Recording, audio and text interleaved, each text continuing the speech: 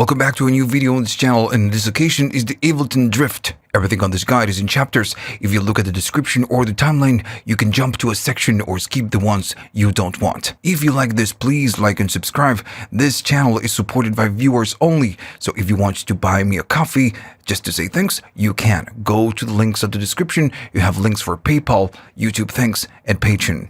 I guess Ableton called this drift because of the modulation capabilities and because you have a control right here that it's called the drift. You can do up to 32 voices. Of course, you can do some in between, but you can go up to 32. The drift control will detune the voices, making it sound from a digital synth if you go to 0%, or if you go all the way up, making it sound like a vintage synth that needs maybe a little bit of maintenance. But I'm going to go back to defaults by double-clicking, and we need to start where the sound starts, the oscillators. You have two oscillators, a noise generator, and a mixer section. By default, you're getting a little bit of the oscillator 1 and the oscillator 2. If I play it, we get both.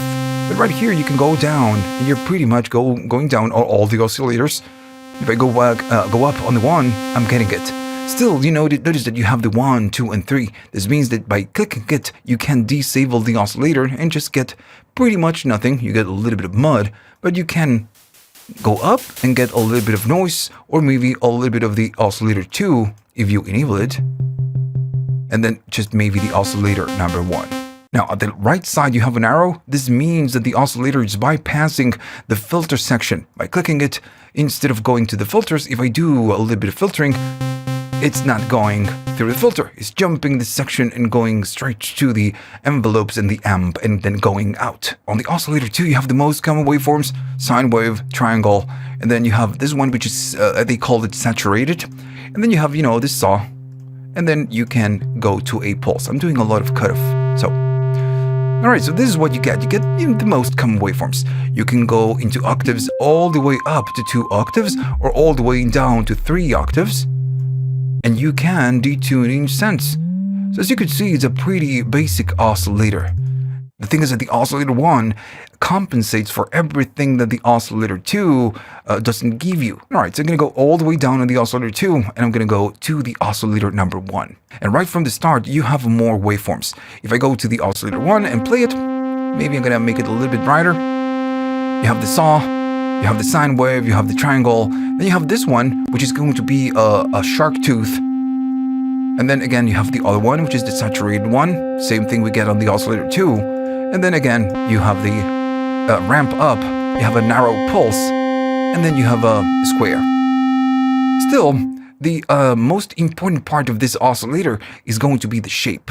And this means that you can morph whatever shape that you're working with, and right here is gonna let you see what you get, the waveform. Right now it's just a sine wave, but as we move the shape, it's going to transform it into something else. All the different waveforms can or will transform into something else. And if I go to maybe this one, maybe let's go to this. Very interesting waveforms. And yeah, this is what you can do with the main soul of the synthesizer. You get the most common waveforms, but going to the shape, you can get a lot more. Just like the oscillator 2, on the oscillator 1, you can go up to 3 up and then to 2 down. This one is a little bit different because this can work as a sub-oscillator. This can go up to 3 down. This one can go higher, but this one can go only 2 up, right?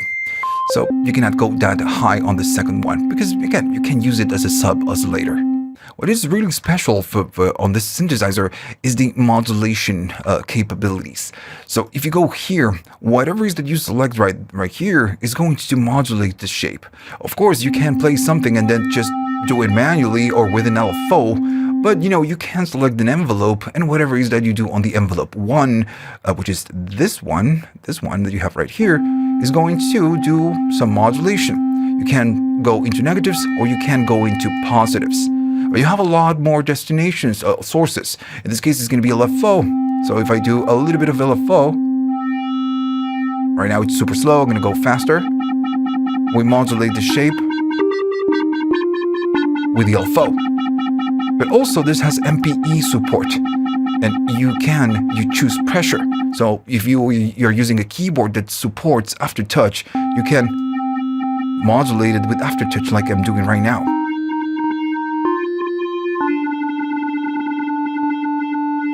Now, always remember, you can go into negatives.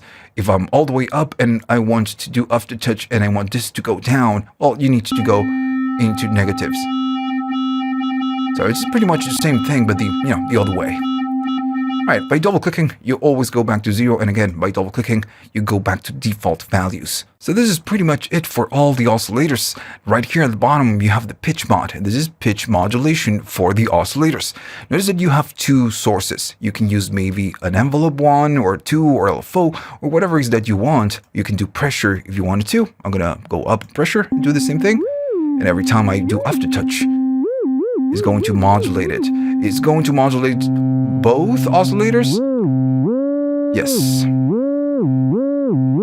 Now, then you have the LFO. If you go up in LFO, you're going to be doing pitch modulation with LFO. And it's really cool that you get two different sources. Now, the LFO can do 1-1, which is ratios. So if we modulate with an LFO and we target the pitch, and I go to 1-1, we get that, type of FM. Right? This is a tiny little trick that you get with this synthesizer. You have a lot of different sources. You even have the envelope 2, which is by default, it's going to be an envelope, just like the first one. But this one, if you click here, can be turned into a cycling envelope, and we can do the same trick with the LFO. If I go to 1-1, we can even move this with an LFO. I'm doing it manually, of course, and you can get very interesting sounds. So as you can see with this synthesizer, we have the most common waveforms. We can create classic sounds, but then, the addition of the shape, the modulation sources, and the pitch mod, you can create really cool patches. So it can do a lot more than just classic sounds. I'm back to a default patch, and now we need to discuss the filters. If I place something with a filter, we can chop the higher frequencies. We can see it right there on the spectrum.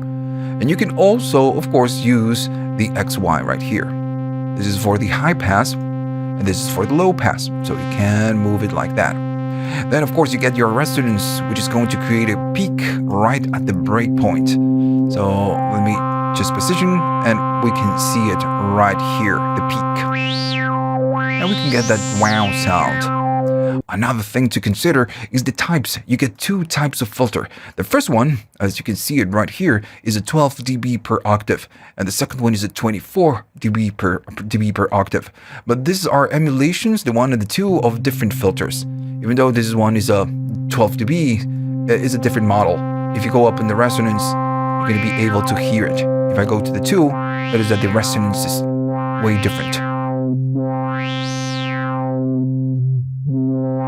Then on top of that, you have the high pass, which means that you're going to be chopping low frequencies. If I go all the way up and I go up, we just remove the lower frequencies. Cool.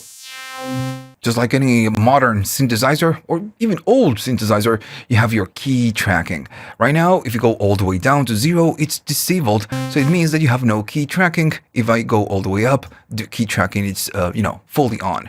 I'm going to disable the pressure and I'm going to put it right here. I'm going to explain what key tracking is because maybe you don't know. If I'm cutting a lot of frequencies and I play a higher pitch, let me put it right there. The higher frequencies are really... we don't get them. It's really dark.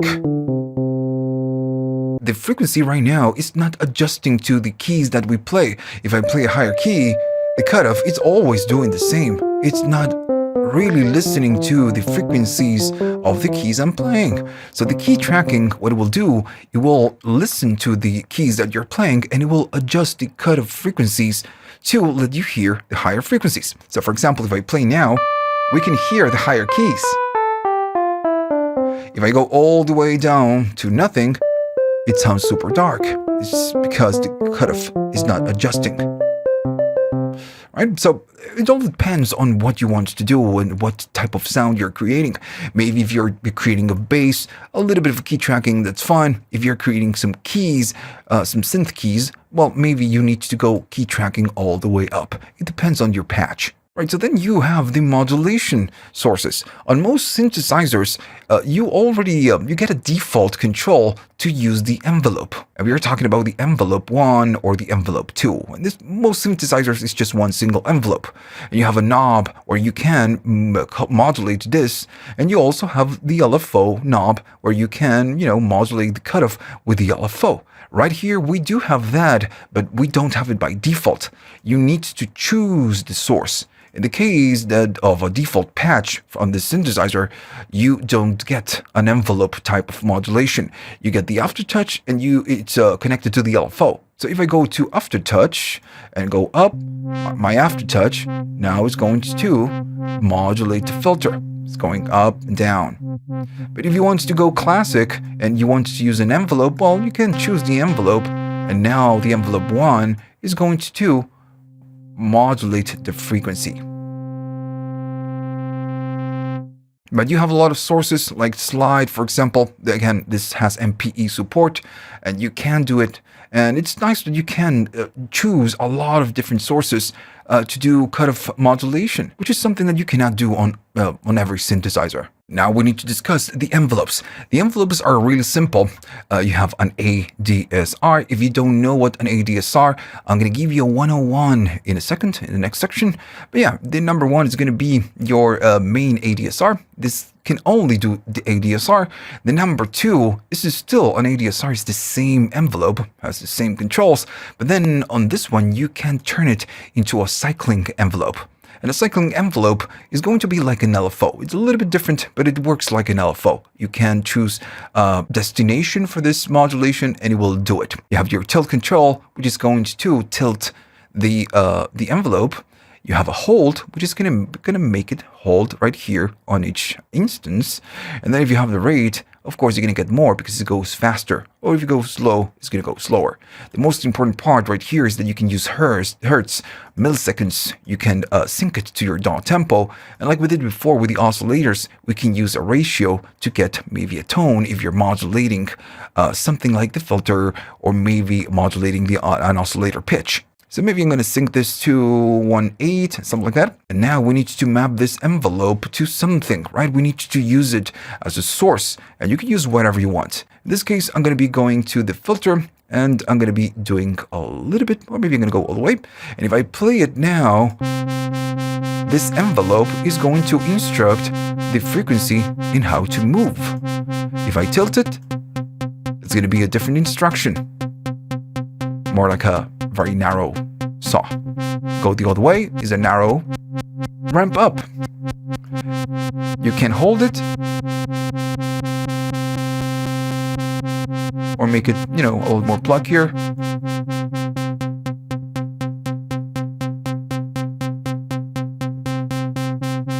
And like we said before, we can use this instruction as a modulator for the pitch, and this will give you an FM type of vibe. I'm going to go all the way up.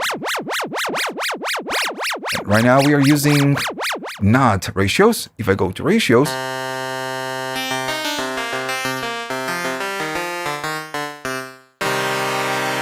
and it's really cool.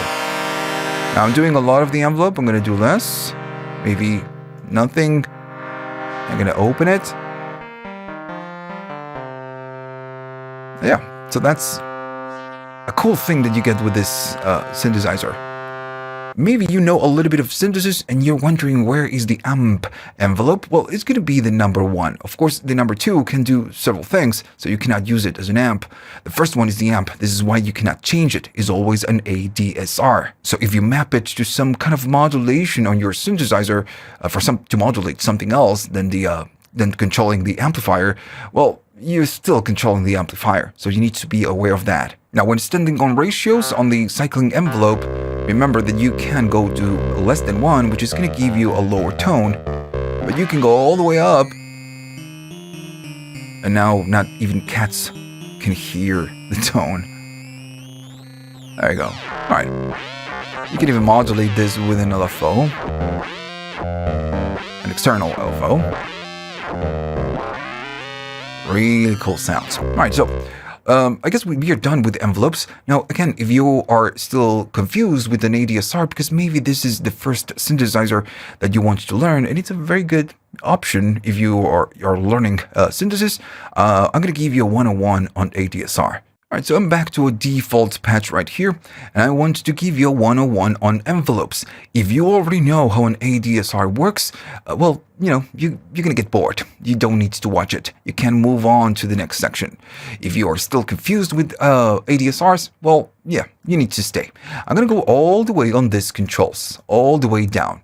And I'm using just the oscillator number 1 and maybe a little bit of the 2. I'm going to just use the number 1. So if I play a key, notice that nothing happens. And it's because all of these controls are all the way down. So we get a tiny little blip. Since all the controls are super short, you know, we get nothing. So how this works is that the attack and the decay, they are time-based controls. And they will control how the sound goes out of the synthesizer. And we are talking about volume, gain. So if the attack is all the way down, we are just not going to get anything. The attack is a time-based control, so it decides how it goes up. So if I go up on this control, notice that it's we have a time-based controller. We can go really up to 60 seconds, which is super slow. So I'm going to go maybe 2, and maybe 2-3 seconds. So when I play a key now, I'm going to play and hold. I'm going to press and hold. The sound goes up to full amplitude. At max it can go. And then the sound dies. And right now, I'm holding a key. I'm still holding a key. So the attack again decides how smoothly the sound goes up. And then at some point, when we get to maximum, it's going to die. It doesn't care that you're holding a key. Then we need to decide how the sound goes down. Well, this is going to be the decay. It decides how the amplitude decays. If I go up on this one, now the sound is going to go up and then it's going to decay slowly. I'm going to play it, goes up, it reaches maximum point, and then it's going to start going down, but it does it on a smooth fashion. Of course, you can go much faster on the attack and a decay, and it's going to go up and down very quickly. And if you don't want any attack, it's going to be very fast going up, but then it's going to take a lot more time to decay. And I'm always holding a key. I'm holding it right now. Holding key, goes really fast up and then decaying down.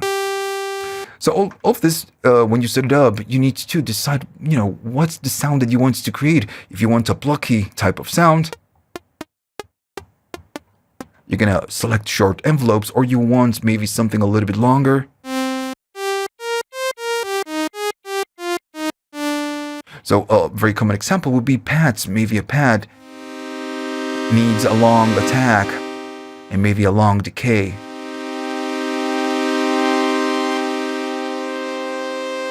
I'm gonna do attack and decay. I'm gonna go a little bit faster, maybe 2 seconds. So we know when we play a key, the sound goes up, reaches maximum point, and then it's going to decay, and it does it until we get full silence. And I'm still holding a key. So when you're holding a key, well, this is gonna be the sustain, and this is not a time-based knob. This is a level. So if I'm still holding a key and I do a little bit of level, what is it now? It's sustaining, and I'm still holding the key. I never release the key. If I go down, it's going to go to full silence. But if I do a little bit of sustain, it's going to sustain right there. So the sustain means that if you hold the key, where are you going to be sustaining? At what level? So now if I play a key, if I release the keys, of course, and I play a new one, goes up to maximum amplitude, then decays down, and it's going to get stuck right there. Because we said that we want a little bit of sustain when we are holding the keys. One thing that you need to know is that if you go all the way up on the sustain, you're disabling the decay stage because there's no decay. You're sustaining at the very top. And it will never go down. Now, if I release the keys, and maybe I'm gonna be staying right here, it's gonna slowly go up, then it's gonna decay, and it's gonna go down and sustain at there. What happens when I release the key? I'm gonna release it in 3, 2, 1. the sound dies instantly. So this is going to be the release, and the release is just like the attack and the decay. It decides how long it's going to take for the sound to die. Right now, it dies instantly when I release the keys, or maybe 10 milliseconds. This is the slowest you can go. So if I provide maybe a release of, I don't know, 2 seconds or 3 seconds, it's going to take a long time, or 3 seconds, for the sound to die. It's going to go up, it's going to decay, it's going to sustain now. We are in the sustain stage. I'm going to release it in 3, 2, 1, and the sound dies smoothly. It doesn't die instantly. And of course, if we do something super long, and maybe I'm going to go all the way up on the sustain and go short attack so we can get it right away. I'm going to play a chord. We get it. I'm going to release it in 3, 2, 1. And the sound dies very slowly. Now, when I released it, I got a tiny bump because I have the pressure on. I'm going to disable it. So, yeah, this is why you would choose a long release. And again, just like we discussed previously, if I'm creating a patch and I want to play a key, and I want for that sound, for each key to die, as soon as I release it, well, you go to a very short release. But if you want maybe some synth keys, something a little bit longer, you need to go to a high release.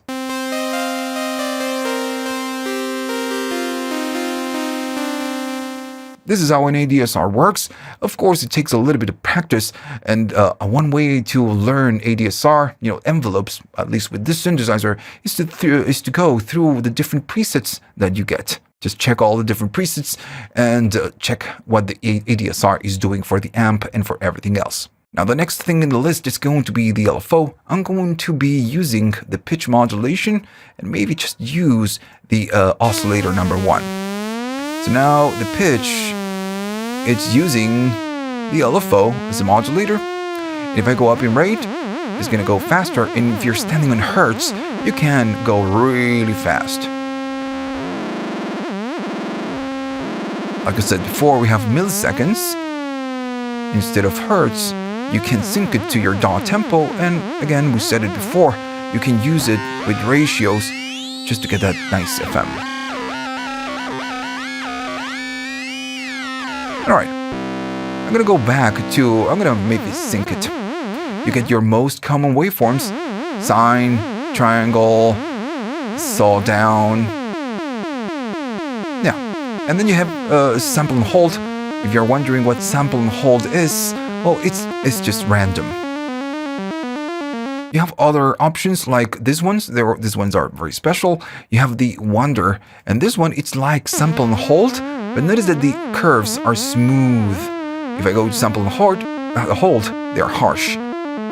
Wonder is just a smoother sample and hold.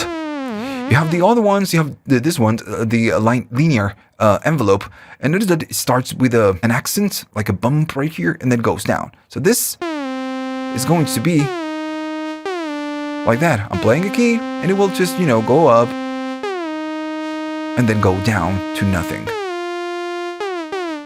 Then you have the same option, but it's going to be exponential. It means that you have a tiny little curve. It's going to be shorter, and it's going to decay faster.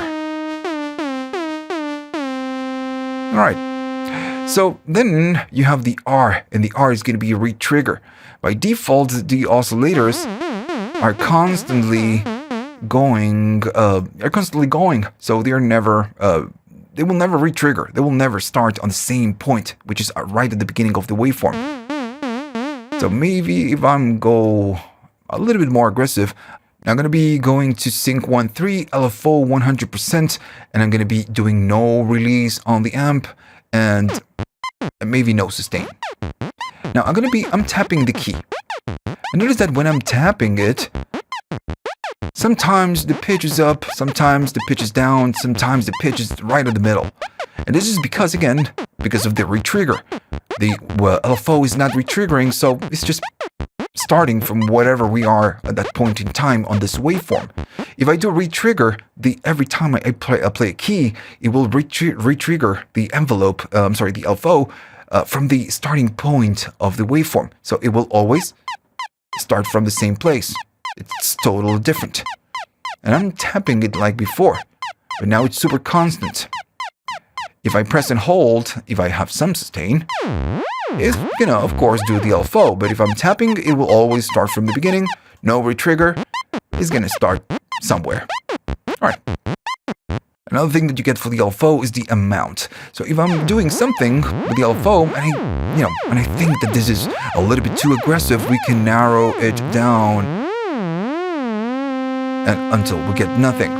So we can fine-tune whatever it is that we are doing on different sources, because we might be using the same LFO for different sources. And at this, just by adjusting this, we can adjust all at once. That's the point. I have a lot of different sources to modulate, and the main point of this mod is to modulate this control. I'm going to go to pressure and do maybe go all the way 100%, and I'm going to be doing maybe a little bit of amount. If I play it now and I do no pressure, nothing is happening, no modulation. If I do pressure,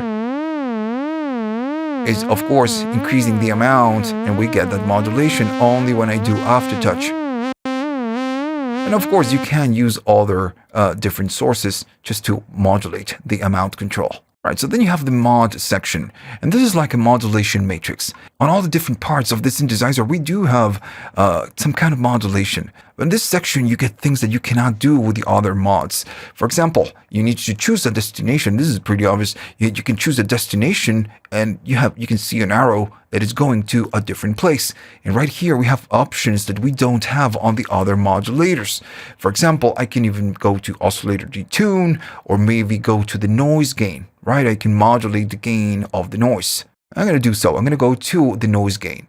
And once you do so, I'm going to be doing, a little bit of noise. So if I play it, we get it. So we are using the mod wheel to modulate the noise gain. You can use an LFO. Maybe if I play it, we can hear it. I'm going to need to go to the LFO and maybe go faster. And there we go. The LFO now is modulating by 80%, or you can do even less, or you go into negatives, depending on what you're using as a modulator source, and modulate the noise gain. Yeah, you have a lot of options. Now, on all the three slots, you get the same options. You can do pretty much the same, right? So these are 3 slots. Think of this as a modulation matrix. Now it's time to talk about the last section of the synthesizer, which is going to be the modes and everything else. So we need to start here. If you have if the mode it's poly, you have all the ones. If the mode it's poly, you can use up to 32 voices, and you can use your drift. We already talked about this. So if I go up, you have other options, and these ones are funny, but they're cool. If I go to mono, you could assume that it's mono, and it is. If I play a single note, I'm gonna go down in volume. If I play a single note, it's just, mono. If I play a chord, I cannot do it because it's mono. But you have a control right here. So this is what it does when you're standing in mono. If it's all the way down into 0, it means that you are fully mono. But as you keep going up, this uses 4 additional voices. And as you go up in volume, it's going to start bringing the voices. You can see it right here in the spectrum. And they are on different frequencies. And as you keep going up, you get more of those additional voices. And you get a big sound. Maybe it's just a little bit too loud. But we can hear that we have especially the lower frequency. Now, each voice, of course, is associated with the key that you're playing. If I go down, this is the key I'm playing. If I go up, we get all the other tones. And it's it's a cool idea. Usually mono is mono, but on this one you can get a little bit more. Then you have the stereo, and the stereo is going to pan the voices. So if I play a key, all the voices are right dead at the center. As I keep going up, it's going to pan the voices in different directions. And of course, the sound goes wider, much wider. If I do the same with no stereo, everything is just super at center, and it's a little bit too phasey for me. So if I go up, maybe even 50%, the difference is massive. And that's the stereo. Then you have your unison, and I guess this is just standard at this moment.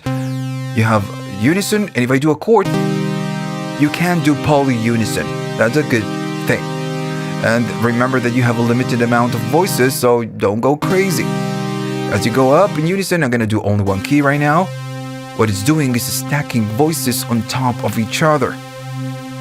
And since you're stacking voices, if you put them on the same place, it's gonna sound a little bit phasey and loud.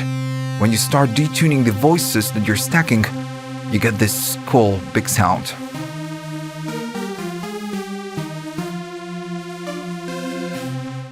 Now, when you go to unison, the legato is off. When you go to stereo, the legato is off.